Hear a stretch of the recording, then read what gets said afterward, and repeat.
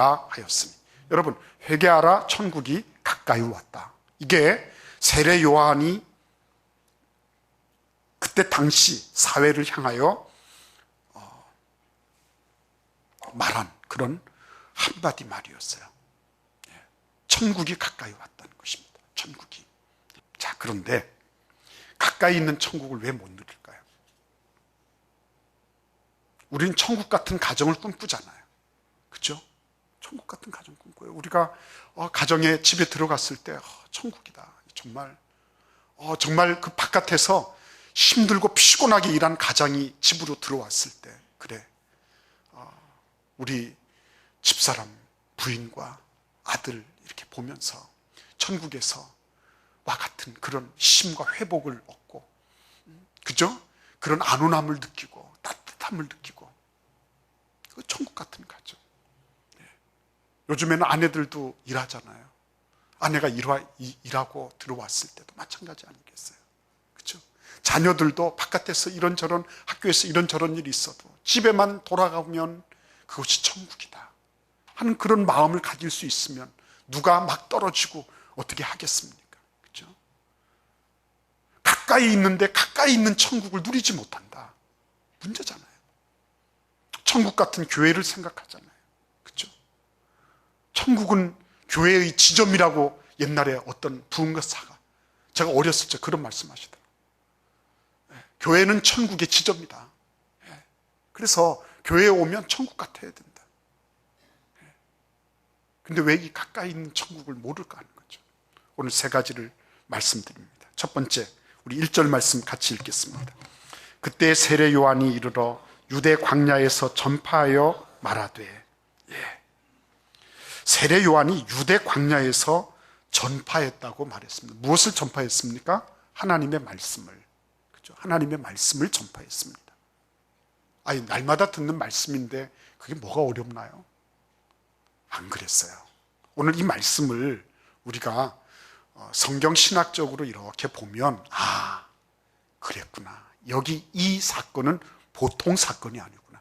세례 요한이 하나님의 말씀을 전파하기 시작했다는 것은 소위 말하면 중간기가 끝났다는 것을 의미하는 겁니다.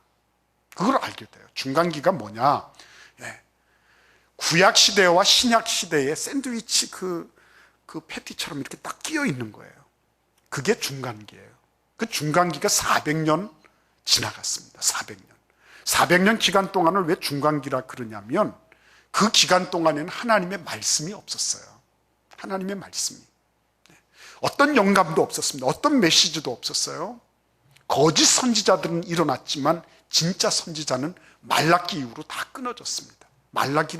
말라기를 최후 주자로 하고 그 다음에 끊어진 거예요. 그러니까 말씀이 없습니다. 말씀이 없을 때 어떤 사건이 일어났죠? 우리가 창세기 1장 2절에서 알잖아요. 공허하고 그리고 혼돈되고 흑암이라는 거죠. 혼돈하고 공허하고 흑암이에요. 그게 말씀이 없는 시대의 특징입니다. 말씀이 없는 개인도 역시 마찬가지죠. 자기는 뭔가 열심히 계획합니다. 뭔가를 열심히 만듭니다. 그리고 뭔가를 열심히 추구합니다. 그러나 말씀이 없어요. 결과는 뭐예요? 혼돈과 그리고 공허와 흑암이에요. 잡아도 기름을 움키는 것처럼 허무합니다. 열심히 추구했지만요, 그거 별거 아니에요. 열심히 만들었지만 하나님이 한번 흩뜨려 버리시면 다 내려앉는 거죠. 말씀이 없으니까 그렇게 되는 거죠. 여러분, 아모스서 8장 11절 말씀을 제가 읽어드립니다. 주 여호와의 말씀이니라. 보라, 날이 이를지라. 내가 기근을 땅에 보내리니 양식이 없어 주림이 아니며 물이 없어 가람이 아니요 여호와의 말씀을 듣지 못한 기갈이라 그랬어요.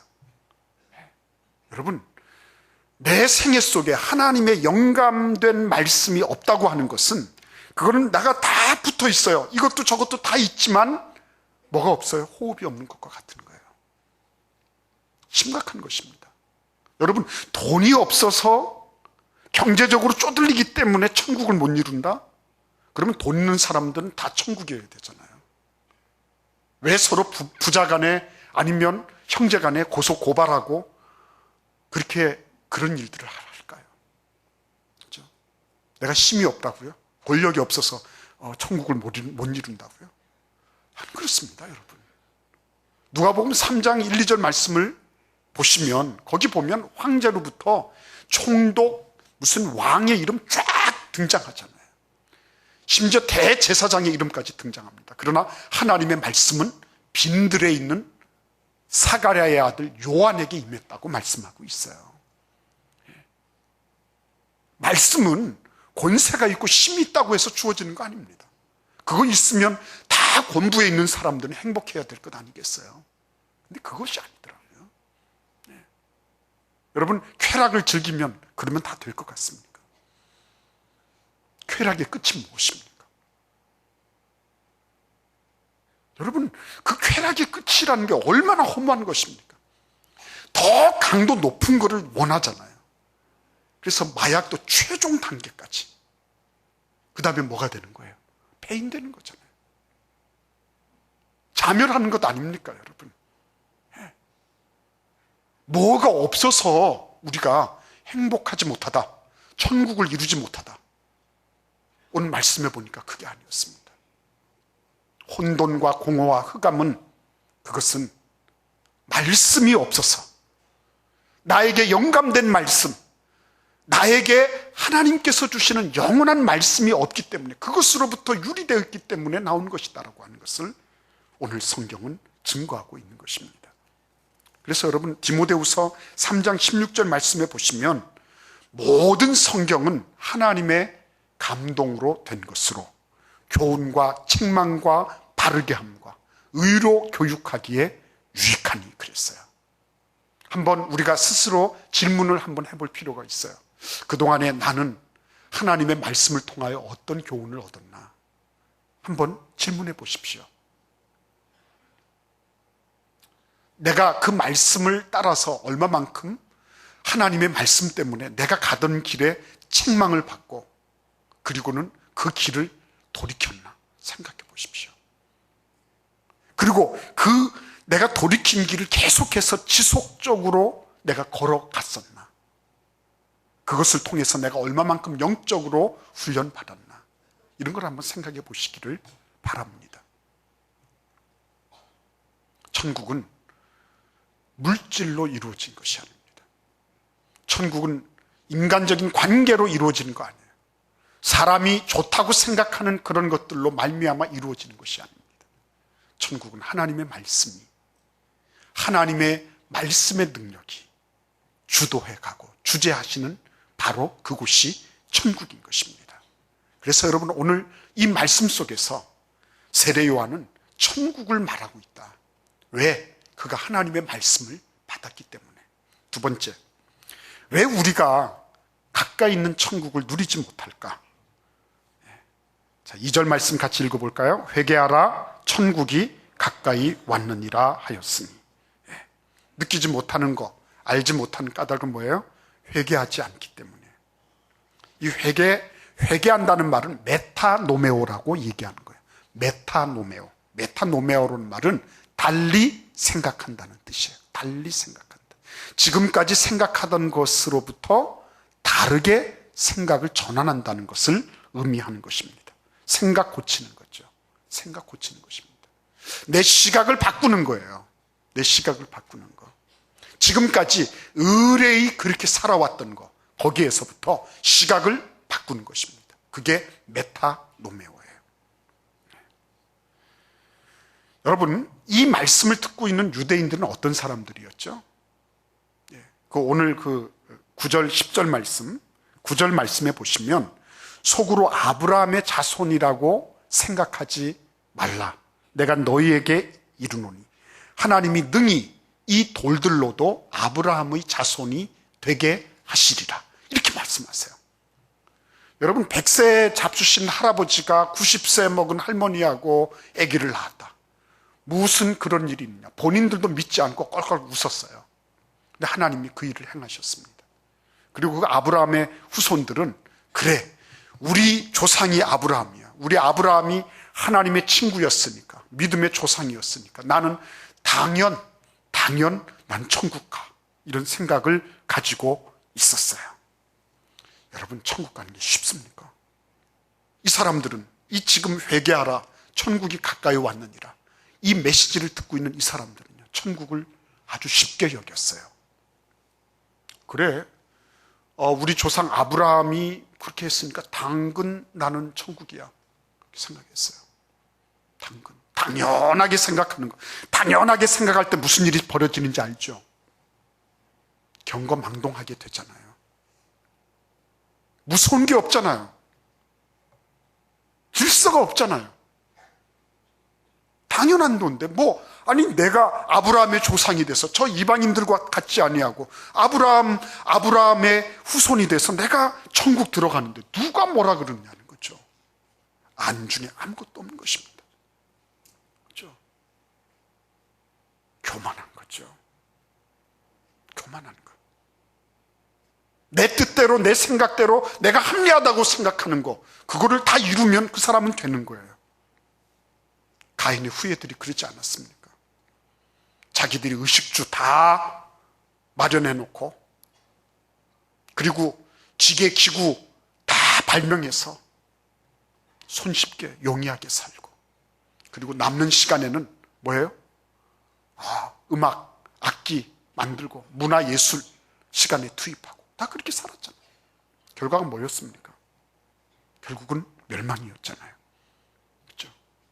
우리가 그것들을 명확하게 볼 필요가 있는 거죠. 생각을 바꿔야 된다는 거. 내가 지금까지 살아왔던 방식에 대해서 의문을 제기해야 되고, 회의의 시선을 던져야 되는 것이고, 내가 지금까지 살아온 것이 정말 맞았나? 내가 이 새해 1월 달을 마감하면서 하나님, 내가 정말 주님 앞에 올바른 각도를 가지고 내가 살아왔습니까? 시선을 바꾸라고 말씀하고 계신 것입니다. 세 번째, 시선을 바꾸게 되면 어떻게 되죠? 생각을 바꾸게 되면 행동이 바뀌게 돼 있죠. 그렇죠? 우리 같이 한번 5절, 6절 말씀을 읽어보겠습니다. 이때에 예루살렘과 온 유대와 요단강 사방에서 다 그에게 나와 자기들의 죄를 자복하고 요단강에서 그에게 세례를 받더니. 아멘. 여러분, 여기 보시면 세례 요한의 메시지를 듣고 이 사람들이 어떻게 했죠? 그래, 하나님의 말씀을 듣고 생각의 변화가 일어났죠. 그렇죠? 생각의 변화가 일어났습니다. 하나님의 말씀으로부터 교훈과 책망과 바르게 함과 의로 교육하는 그 모든 것들을 이 사람들이 받았어요. 그 결과가 뭐였습니까? 이 사람들이 요단강까지, 예루살렘에서 유대 땅 각 전역에서, 그리고 요단강 주변에 있는 그 동편에 있는 사람들까지 전부 요단강으로 나와서 자기들의 죄를 자복하고 세례받기 시작한 겁니다. 죄 씻음 받기를 시작한 거예요. 천국에 아무리 있으면 뭐합니까? 아무리 진수성찬 있으면 뭐합니까? 내가 떠서 먹지를 않는데. 그렇잖아요. 실행 능력이 없습니다. 다 알아요. 나도 다 안다니까요. 다 들은 얘기예요. 다 알아요. 그런 분들 치고 천국을 구가하고 있는 분들을 한번 살펴보세요. 누가 있나? 다 알지만 뭐가 없어요? 행위가 없죠. 행위가 없습니다. 다 알아요.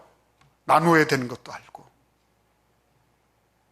내가 먼저 용서해야 된다는 것도 알고, 사랑해야 된다는 것도 알고, 다 압니다. 그러나 행위가 없죠.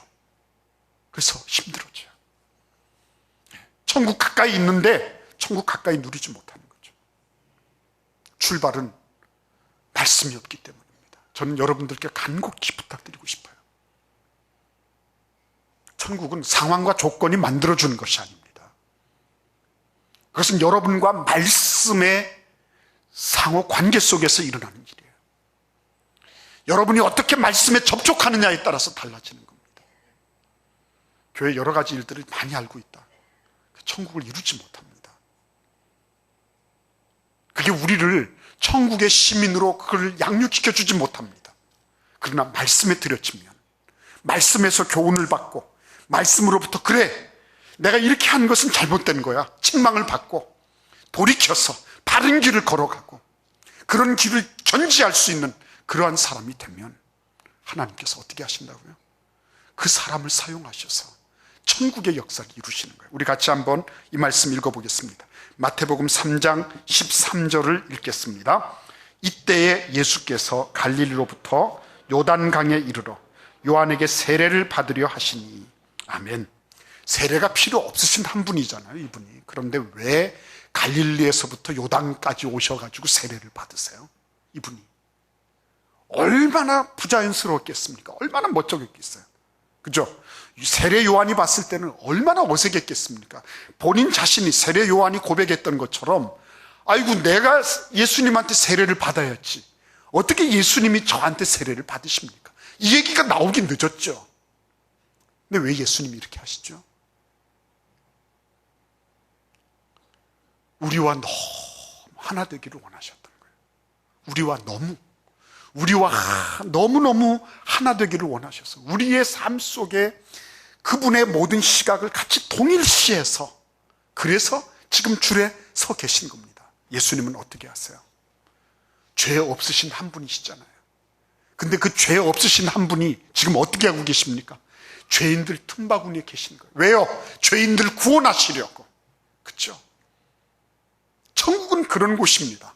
천국은 다 깨끗하고 다 온전해서 그런 사람들만 모였다, 그런 것도 없을 뿐 아니라 천국은 어떻게 해서 확장되어 나가느냐. 거룩한 한 사람, 하나님의 말씀을 받고 그대로 살아가고자 몸부림치는 한 사람이, 나보다 못한 사람, 나보다 부족한 사람, 정말 봐서 별것 아닌 존재, 그런 사람들의 손을 붙잡고, 그래, 내가 당신을 보니까 나의 부족함도 보입니다. 그래서 그런 이들의 손을 붙잡아주고 같이 부축해주고 힘과 격려를 해주는 그런 곳이 천국이라는 거죠. 예수님이 그런 모습이에요. 예수님이 만약에 난 너희들하고 달라, 난 차원이 다른 사람이야, 차원이 달라, 내가 어떻게 죄인들의 줄에 서서 내가 세례를 받냐, 야 너희들 다 내 앞으로 줄 서라, 이렇게 하지 않으셨어요. 예수님은 겸손하게 죄인들의 틈바구니에 쓰셔서 그들의 손을 잡으시고 그들과 함께 하시고 그들의 아픔과 그들의 상처와 그들의 불구되어 있는, 마비되어 있는, 왜곡되어 있는 그런 인성들을 붙잡아 주시면서 거룩한 모습, 그것을 나누고 계셨던 거예요. 그게 천국입니다.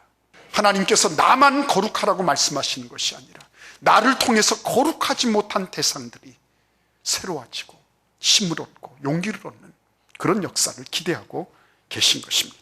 근데 여러분, 2절 말씀 한 번 더 읽어보겠습니다. 회개하라, 천국이 가까웠느니라 하였으니. 누구 보고 회개하라고요? 누구 보고 회개하라 그럽니까? 모든 사람에게 말씀하는 거예요. 자, 그런데 중요한 건 뭐죠?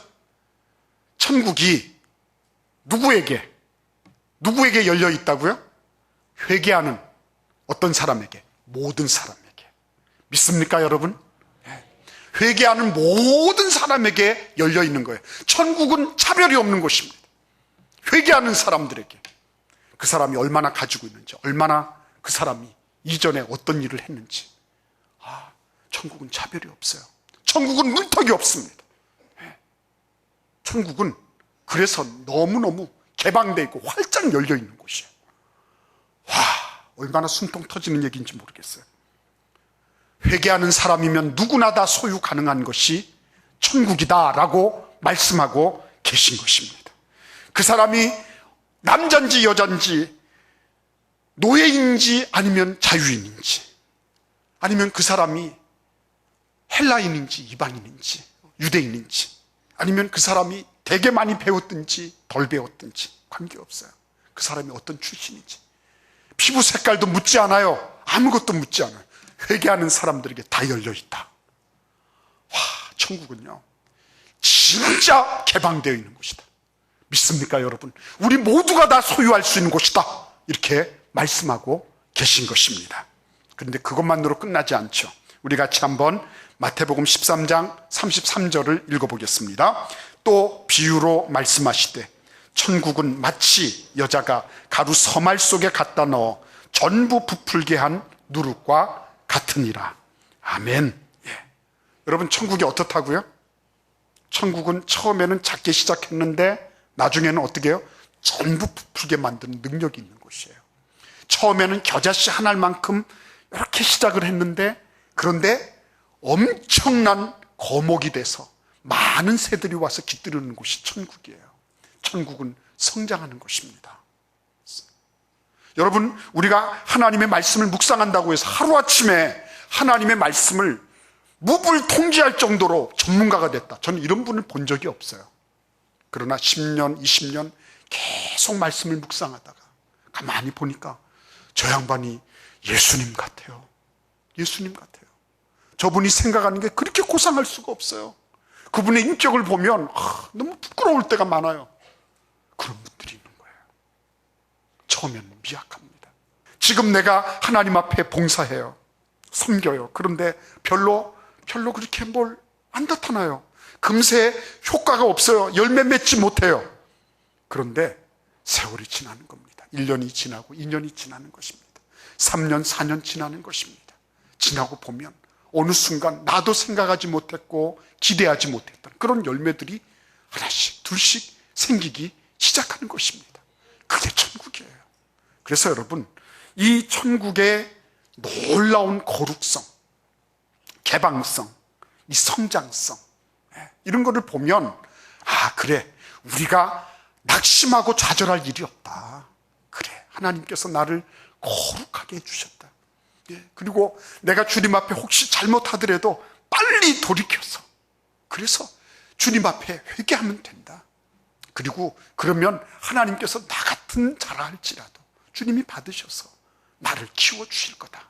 그게 오늘 천국이 가까이 왔다고 말씀하시는 그런 하나님의 음성을 제대로 듣는 사람들의 자세요, 태도요, 사고방식이 되는 것입니다. 우리 같이 한번 11절 말씀 읽겠습니다. 나는 너희로 회개하기 위하여 물로 세례를 베풀거니와 내 뒤에 오시는 이는 나보다 능력이 많으시니 나는 그의 신을 들기도 감당하지 못하겠노라.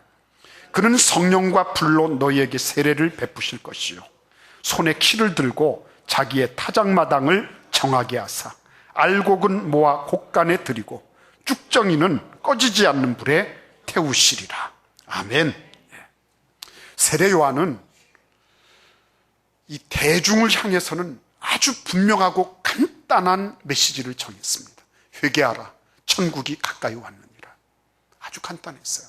그런데 세례 요한이 예수님에 대해서 입을 열기 시작할 때는요, 줄 나왔어요. 예수님에 대해서. 신앙이 성장하는 건 그런 겁니다. 처음에 하나님 말씀 묵상합시다. 큐티 말씀 묵상한 거 나눕시다. 별로 할 말 없어요. 나중에 지나보세요. 하나님 말씀대로 이렇게 했는데 이와 같은 결과가 생겼습니다. 얼마나 말이 많아질지 몰라요. 그러한 은혜가 우리 교회에 충만하게 임할 줄 믿습니다. 우리 같이 기도하겠습니다.